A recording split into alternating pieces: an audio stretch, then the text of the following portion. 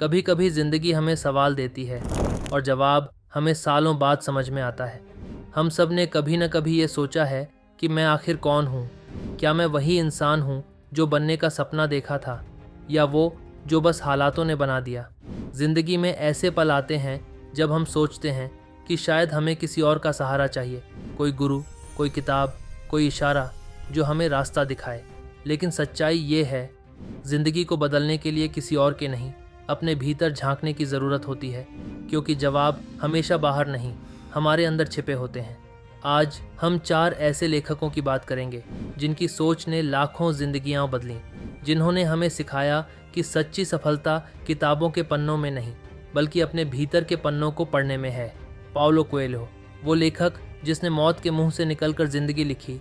जब तुम किसी चीज़ को सच्चे दिल से चाहते हो तो पूरी कायनात उसे पूरा करने में तुम्हारी मदद करती है। अब ज़रा रुक कर सोचो, क्या ये लाइन सिर्फ एक खूबसूरत वाक्य है? नहीं, ये एक जीवन दर्शन है।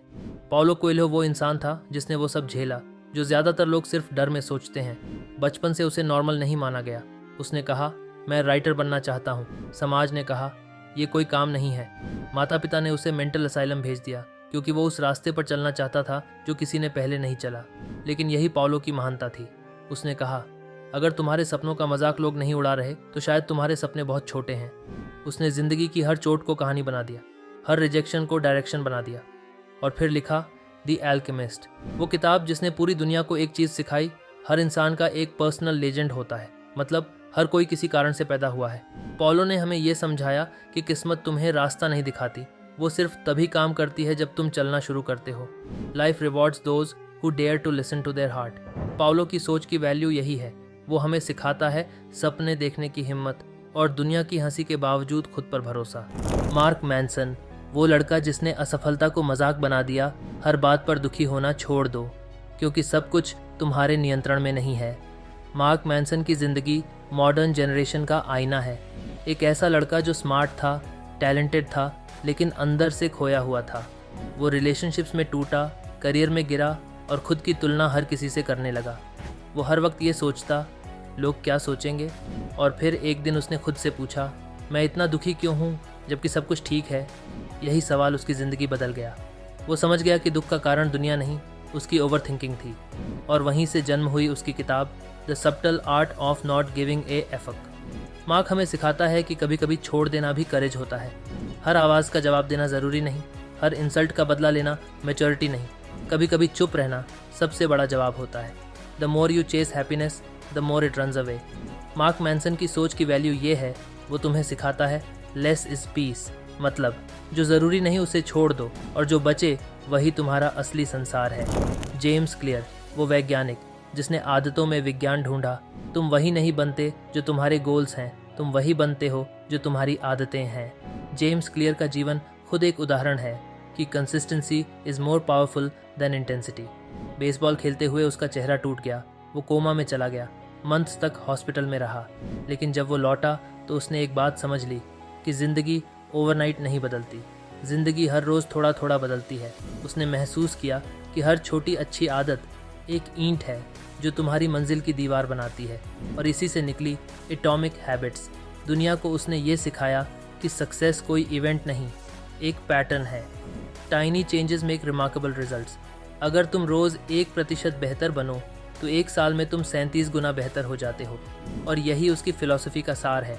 Motivation is what gets you started but habits are what keep you going. James Clear की वैल्यू ये है, वो तुम्हें सिर्फ प्रेरणा नहीं देता, वो तुम्हें मेथड देता है। वो कहता है, dream big but start small and stay consistent. Ikigai, वो जापानी दर्शन जिसने दुनिया को सिखाया जीना क्या होता है। हर सुबह उठने का एक कारण होना चाहिए, तभी ज़िंदगी खूबसूरत लगती है। ओकिनावा, जापान का वो छोटा सा गांव जहां लोग 100 साल तक जीते हैं, और सिर्फ जीते नहीं, मुस्कुराते हैं, क्योंकि उन्होंने सर्वाइवल नहीं पर्पसफुल लिविंग सीखा है। इकिगाई कहता है, तुम्हारा असली सुख तब आता है जब तुम्हारा काम, तुम्हारा दिल और दूसरों की भलाई तीनों एक साथ जुड़ जाते हैं। Do what you love, what the world needs, what you are good at and what can sustain you. यानी अगर तुम वो कर रहे हो जो तुम्हें सुबह उठकर उत्साहित करे तो तुम अपनी इकिगाई लाइफ जी रहे हो। इकिगाई हमें सिखाता है कि लाइफ की क्वालिटी का मतलब लग्जरी नहीं, मीनिंग है। हर वो काम जो तुम्हारे पर्पस से जुड़ा है वो मेडिटेशन बन जाता है। द कनेक्शन, 4 सोचें, एक सच्चाई। अब ध्यान से सुनो भाई। पाउलो ने सिखाया, सपने देखो। मार्क ने सिखाया, छोड़ो जो ज़रूरी नहीं। जेम्स ने सिखाया, हर दिन थोड़ा आगे बढ़ो। और इकिगाई ने सिखाया, मकसद खोजो जिसके लिए जीना है। चारों के रास्ते अलग हैं लेकिन मंजिल एक है, खुद को जानो।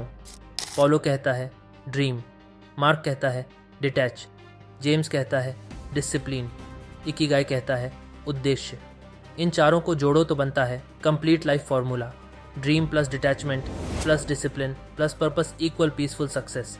अगर तुमने अपने सपनों पर भरोसा किया, अपनी आदतों को मजबूत बनाया, बेकार शोर से दूरी रखी और हर सुबह का मकसद पाया, तो यकीन मानो तुम वो शांति पाओगे जो किसी किताब में नहीं लिखी। क्योंकि ज़िंदगी की सबसे बड़ी किताब खुद तुम हो। ये लेख सिर्फ मोटिवेशन नहीं है, ये एक लाइफ फ्रेमवर्क है। इसमें 4 डिमेंशंस हैं। इमोशनल, पाउलो कोएल्हो, अपने दिल की सुनो। साइकोलॉजिकल, मार्क मैनसन, जो ज़रूरी नहीं छोड़ दो। प्रैक्टिकल, जेम्स क्लियर, रोज़ थोड़ा बेहतर बनो। स्पिरिचुअल, इकिगाई, अपने जीने का कारण खोजो। अगर तुम इन चारों को समझ लो तो तुम्हारी ज़िंदगी किसी भी दिशा में गिरकर भी फिर उठ खड़ी होगी। The journey of life is not about becoming someone else, it's about remembering who you truly are. If you like the video, please do subscribe our YouTube channel, Storytime, and share this video to your family members and friends circle. Thanks for watching.